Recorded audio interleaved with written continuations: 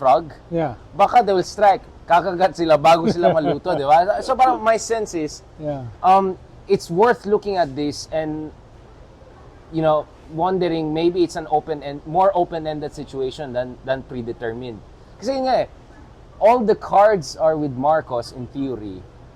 But honestly, I wonder if he has leveraged that properly or whether there's something there that is pushing him to not go all the way or forcing him to hold back. So yun ang partly tama yung sinabi mo, no? Na ito ay layered attack, no? Building up towards something, a trigger, an explosion. Pero at the same time, this is a parallel attack, multi-parallel attack. Yung isa, yung pulburon, drug addict framework. Yung isa ay yung bringing us to war, no? Anti-peace framework. Yung proxy war discourse. No? Yung anti-US. Yung isa ay anti-corruption, focus on the speaker, no? At yung mga friends ng presidente. At yung isa na hindi pa masyado nag-unfold ay yung electoral fraud na nililid ni General Rio, although si General Rio ay mukhang hindi naman nakalink dito. Pero they might choose that that's parallel. It's parallel. Yeah. So these are parallels, no? Part of this merong build up, like yung pulburon, no? Si Maharlika mismo nagsabi that something big is going to happen this month or next month, no?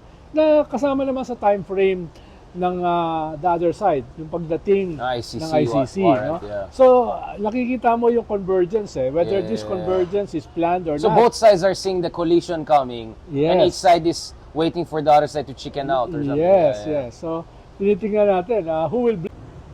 The other timeline some people are looking at is the third SONA.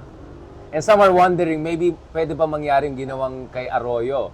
But now, the stakes even higher, diba? I mean, last night I checked, if you take over as the president in the third year, based on the so-called Arroyo doctrine, you can run again for another 6 years, right? Maybe there's also the element of, if there will be a change in administration, this year, especially the last, the second quarter of this year, or third or fourth quarter of this year could be a best time, right? Yeah. Well, definitely the stakes are much higher than the usual political dynamics in the Philippines. Dahil hindi lang ito domestic we're in the middle of the great game of the superpowers. So makikita mo yung mga indications that they are involved, no? Ang banat ng kabila kay BBM is the EDCA framework, no? Which is basically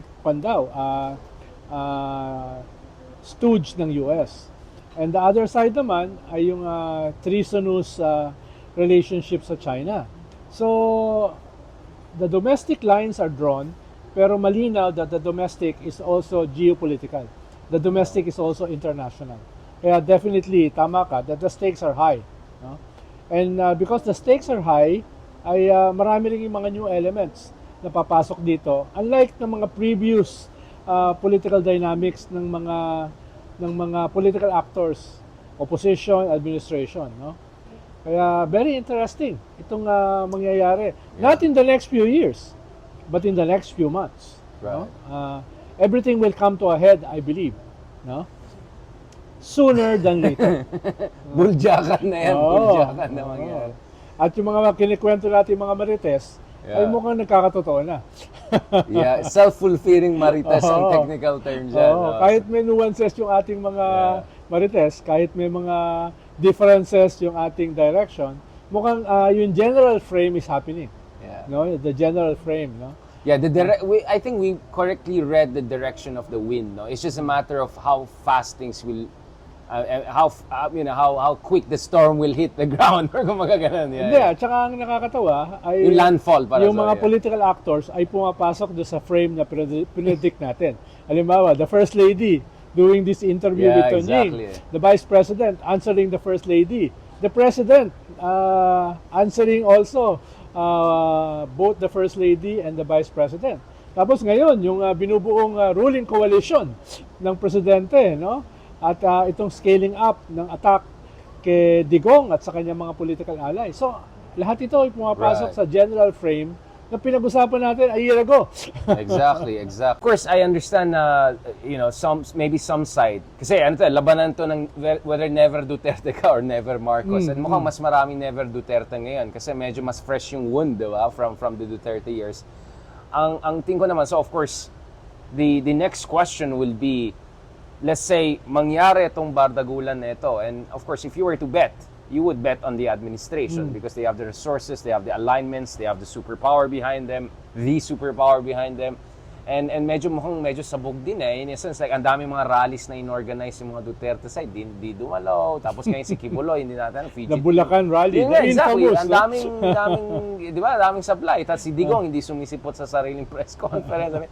Ang sabog, di ba? Yeah. So if you were to bet, di ba, kung mag-head-to-head itong dalawa na yan, you would say you will bet on the administration side. But that raises a new question, which is, baka naman masyado na-excite yung mga never Duterte, and they're being blindsided to the possibility that this will create a dangerous power vacuum. Because in a way, the Dutertes have been a de facto opposition and check on the Marcos administration.